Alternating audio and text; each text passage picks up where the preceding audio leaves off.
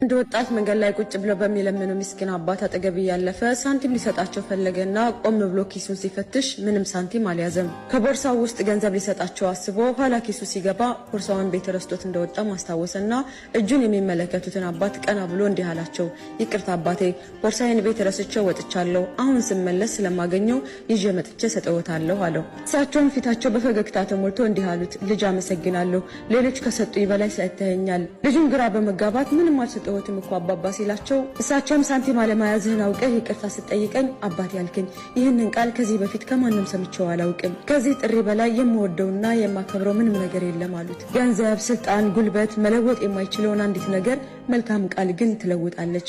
ለዛም ነው ረሱል አለይሂ ሰላቱ ወሰላም መልካም ንግግር ሶደቃ ነው ያሉን። አላህ ሁሌም ለሰዎች ሳቅ ምክንያት የምንሆን ያድርገን። አላሁመ አሚን።